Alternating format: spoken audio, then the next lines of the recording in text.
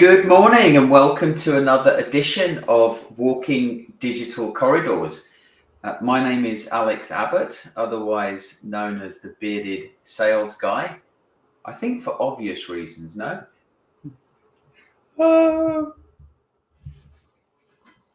Maybe. Yeah. Anyway, and I'm joined by... Jordan Abbott, also known as the Sales Poet. I've still got a good few more years before I can maybe add the Bearded Sales Poet. At the minute, it's maybe the Bum Fluff Sales Poet. There we go. Look, if it's any consolation, I couldn't grow a beard like this until the age of 40. Okay. And even then, it took me 10 years to get to this this bush. So only between 13 and 23 years for me. Yeah. if the genes are in control of that, then yes. But I mean, this handsome devil that's just joined. I mean, where's that beard coming from? I've got no idea. and the haircut, short back and sides. Yeah, looking very sharp. Or skin fade, I should say. Exactly that. Looking quite fresh there. Thank you. Quite fresh. Yeah. Quite fresh. You're looking better than you did the other day, anyway. It's a compliment. Yeah. Backhanded one, maybe, but Yeah. I can't stroke your ego too much. Come on. I know. Big enough as it is, Jensen. Right, let's get on to today's topic, because I think it was, I think it might have been your idea, Jordan, or it's certainly sort of the last session at the end of the last session. So, yeah. One of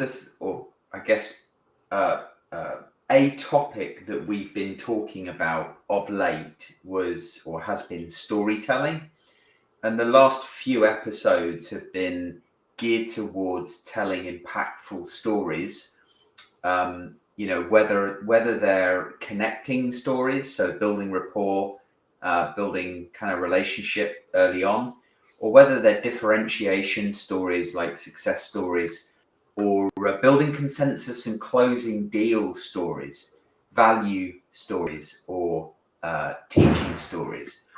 So now we got to the point, and I can't quite recall how we got to this point, but we were talking about the conversation operating system and how that's underpinned by social selling, and how many companies I see miss the opportunity to think about how their existing sales strategy can be translated to social.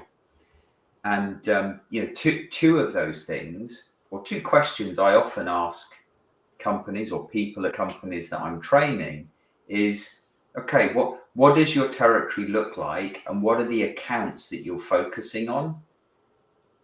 And we review them. And then the next question is, how well connected are you within those accounts?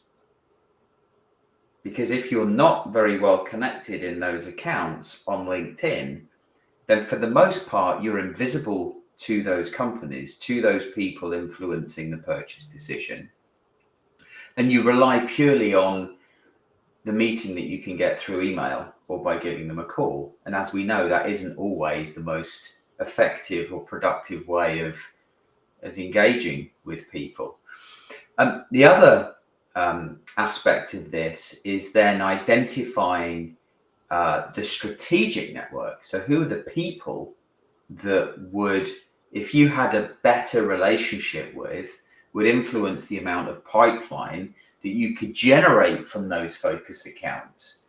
And those people may not just be external, stakeholders within the businesses you want to do business with.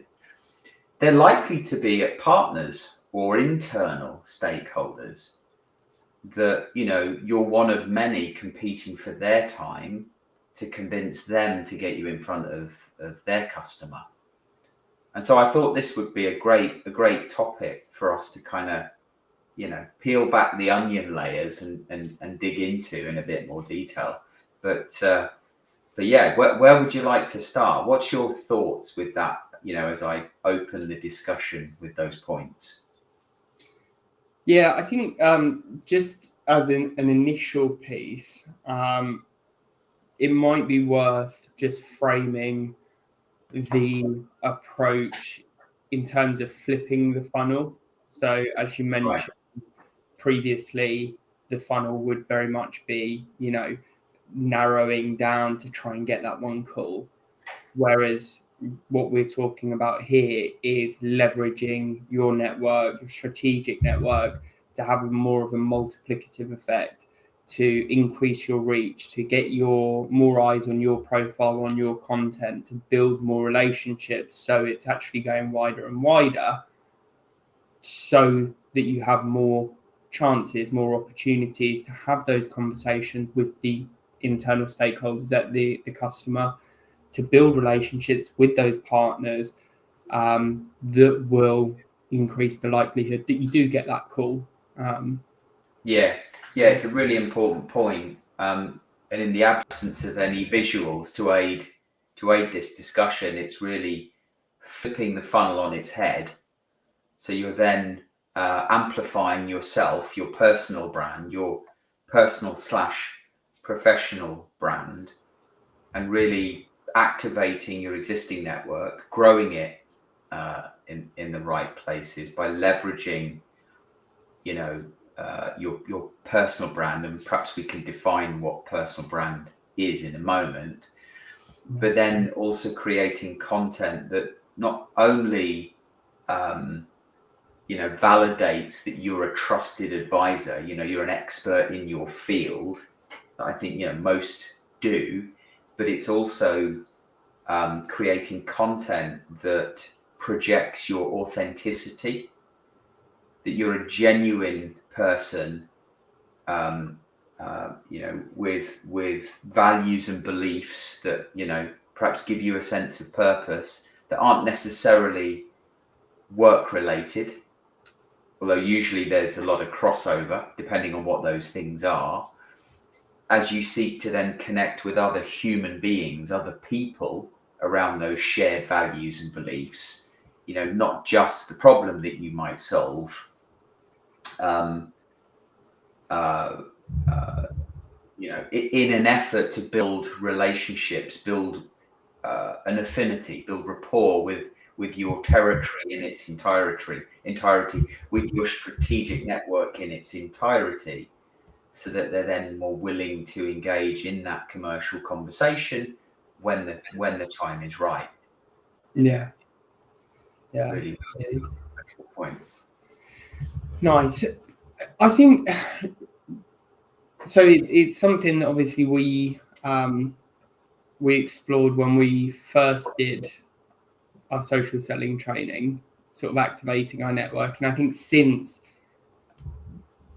you have taken a step further potentially to I think crystallize what a strategic network is. And I think you mentioned a couple of those groups that your strategic network should consist of.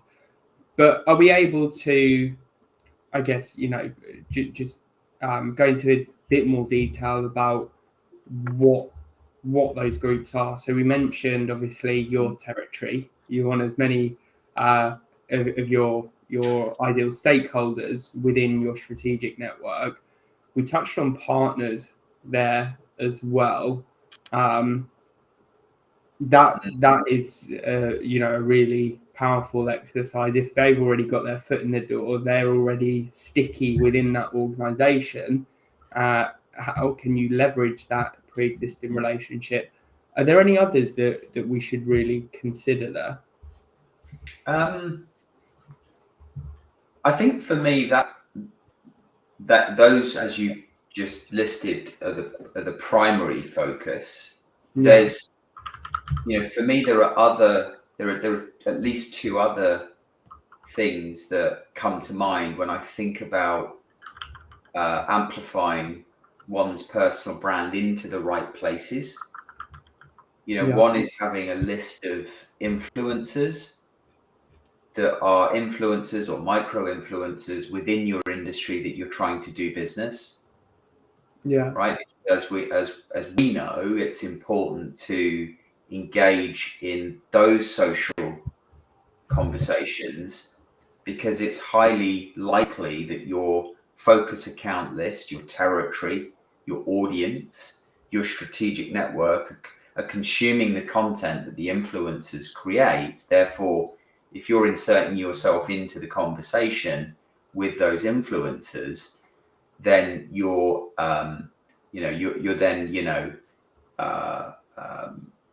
it's just another credibility injection, isn't it? Yeah.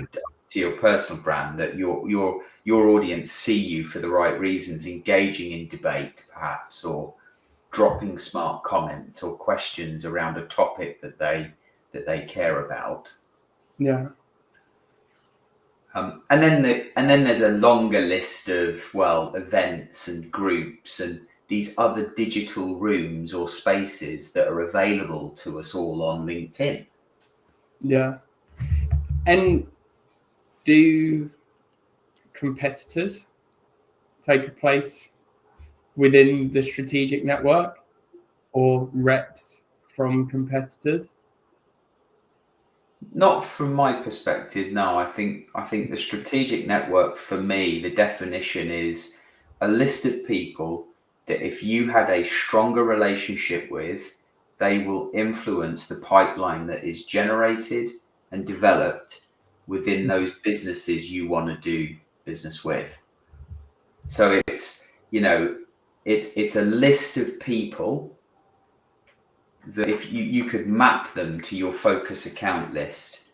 And I'm conscious that some will have a focused account strategy and others will have a volume-based account strategy. So we can talk about perhaps the differences that a strategic, the different role a strategic network might play depending on those two different sales strategies. But I wouldn't consider, in fact, I wouldn't consider the competition at all, to be honest. I would just kind of be laser focused on my strategy, your strategy, because they'll be eating your dust. Yeah. With this perhaps you have a different view. I'm keen to hear why you. I mean, the only reason I mentioned it was it may be likely that they're targeting businesses that you should be speaking to. Perhaps they've made a comment on a post, or that you missed. That you should then go and engage with. That was the trail of thought that I was going on. But probably it's not strategic network, but they're sort of on the peripheries. Yeah, of course. I think it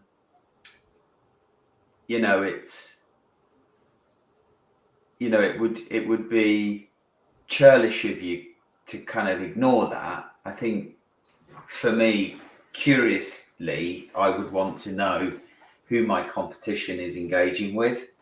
Yeah. And it's obviously publicly available if you go onto their LinkedIn profile and look at their activity to see who they're engaging with. Yeah. But at the end of the day, I think some salespeople and sales leaders might worry about that. And actually it becomes this thing that consumes you. Oh my God, what's the competition doing?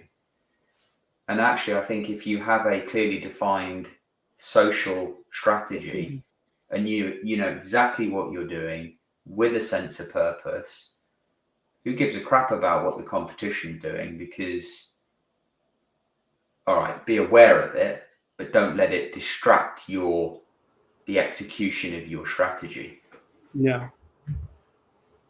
I like that point actually, and I'm gonna input. So on that note, kind of having your strategy, obviously getting a lot of inspiration from Jordan from his kind of posting strategy where he would create rhymes or raps or rhythms, whatever you want to call them, songs. obviously led me to kind of jump on that trend, right, and create some. And I actually found out there's another CMS company that has tried to do that, but they've tried to do it in a way that they've got AI to create the lyrics and AI to actually rap the song. And you know, when you listen to it and you're a bit like, oh, it's a little bit sore to the ears. And you don't have that authenticity, right? It's not that individual who's trying to build their personal brand, be authentic. But yeah, to add, I would also just say it's being consistent with doing all of these individual steps that then kind of all of them add up to become this little engine, right? That once you've got it working, once you have that routine of those activities that you're doing to grow your influence, it then becomes a lot easier. Like for an example, with myself, I was mad busy last 3-4 weeks with events, traveling. I think I had like 4 events in 2 weeks, and then I was traveling. And I'll hold my hands up. I haven't been posting as much, and actually, I can feel the effect of that. Right, I'm not getting the growth into the accounts or with the people that I would like to. So that's something actually I've got to make a priority to actually think, actually, I want to have that same growth. I want to be having the same conversations, having the same reach. I want to be able to insert myself into these network conversations. So I know that posting needs to be priority number one, right? Because that's how people almost communicate with me without communicating with me, right? It's how they actually... You communicate with them, I guess. Yeah. So for me, that's one thing, right? And I know for myself, I'm always gone. Well, it's interesting that you think that the posting is priority number one. I think we can debate that because... Well, the reason I would say the posting and content is priority number one, because whoever I'm going to target, they're going to land on my LinkedIn profile.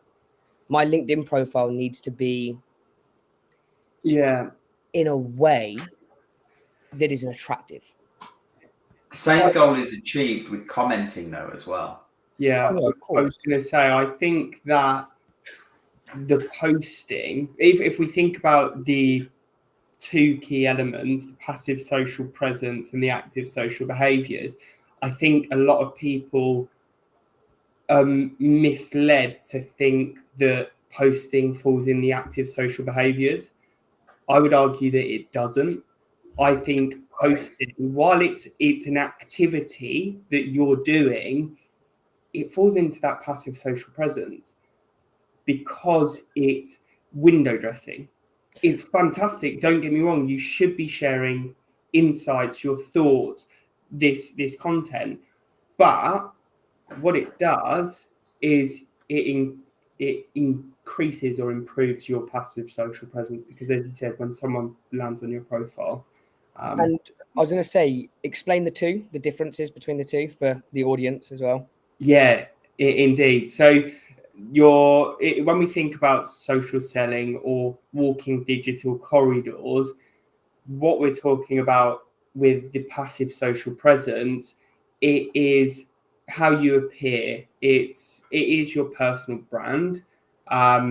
It's, what you stand for, what is your niche, what's your expertise, what's your knowledge in that area. The active social behaviors, that is what I see as the strategic networking piece. It's you going out, engaging with other people. It's creating the conversations. It's building the relationships. It's those real high impact activities. As you said, commenting, treating that comment section as a digital networking space. It's creating the conversations within DMs. It's, the research, the consuming the content, and then trying to activate a relationship off the back of the content that either your prospect has posted or the content that they've engaged with. So I think it's both. Okay. I think it's both. I absolutely get what you're saying. That content forms part of your digital footprint. That is on you. It's part of your personal brand. Anyone can go and visit that by looking at the all activity section on your profile. But equally, I do think, especially with humanized content, Yeah. Like when you're playing golf with Meg, Jord, or Yeah. I was on Tower Bridge with Mum this week. You get more impression. It cuts through the noise. There's a kind of proactive element to it. You publish it, you have no real control, but I think you do have an influence to improve the visibility and the level of engagement from within your network by ensuring that it's authentic and there's a picture of you in it, which people tend to love. Yeah. I think that's what the engagement is telling us when we do it. Yeah. It's a good point. I think to take it a step further, you mentioned about the all activity section. I think one of the perhaps overlooked sections is your featured content, particularly if you're taking a more strategic approach to the outreach. So, and that doesn't necessarily just mean your territory. If you're a focused account, if you're taking a focused account approach, if you have a territory, but it's perhaps if you are taking a volume account approach, perhaps for a couple of weeks you're focusing on a certain industry. If you're doing that, create content that's and it doesn't need to be fresh content necessarily. If you've got an article, if you've got a post, you could just spin it to be talking to that exact industry. So I'm just trying to think of any titles of articles that I've written. You could just have that title and then go for industry X. Put that in your featured section. When you set a connection, if that person goes to your profile, they're like, oh, this guy's consistently posting content about my industry. He must, it's just those small things that, because people aren't going to go through all of your content, to make it really easy for them to come to the conclusion that you want them to come to, is that you're a person that they should have a relationship with. Yeah, 100%. Gents, would you add anything to that or share any experiences you have in relation to, this topic, engaging with your focus network, identifying your strategic network? The only thing I would add, and I've mentioned it earlier, is consistency, right? It's that's one thing that I really did struggle with was being consistent with inserting myself into networking conversations, consistent of commenting. And like Jordan said, it's actually kind of creating those posts. If you're going to do it by industry, I always find if you say you're going to do it, strike while the iron's hot, right? Because otherwise you're going to kind of put it off. You're going to put it off. You're not going to want to do it. 2-3 weeks later, you then haven't done it, right? And you've actually missed out on an opportunity. And I saw a quote that I can't remember the first bit, but the quote was, we shouldn't say I've forgotten it now. It's something along the lines of we shouldn't say like, no, I can't. We should say, why not, to every opportunity. Why not? Why wouldn't I do it? Why wouldn't I jump at the opportunity, right? Or why wouldn't I create this piece of content? Because you're not going to miss out if anything arises if you actually do it. Whereas if you don't do it and you put it off, you don't know what could have come from that. Do you know what I mean? So for myself, it's more kind of consistency. If I'm going to do something, do it. Do you know what I mean? And give it your 100% all. Yeah, good point. Cool. All right. Well, let's wrap things up for today. We're almost at the 25-minute mark. Just to summarize then, and to give our audience some key takeaways. If you haven't identified your focus account territory, I'm sure most of you have, or if you have a volume account territory, a large number of accounts that it's very difficult to cover, create some segmentation, create a smaller list, however many that is, 50, 40, 30, 10 accounts, and spend a few minutes looking at how well connected you are within that organization. And there doesn't have to be a live opportunity present.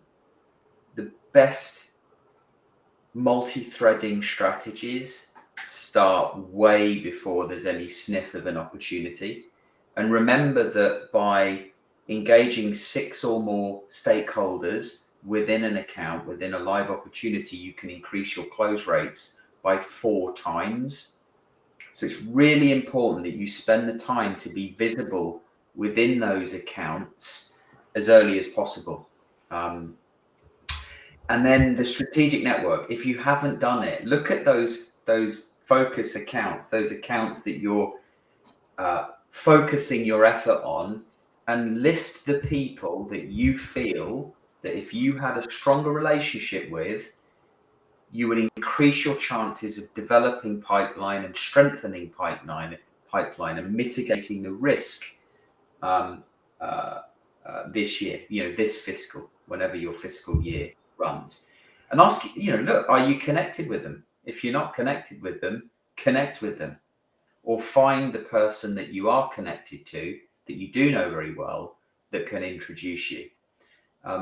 Cool. So I think they're the key takeaways. Next time, shall we cover personal brand development? Yeah, I think we should. Yeah, I think we should.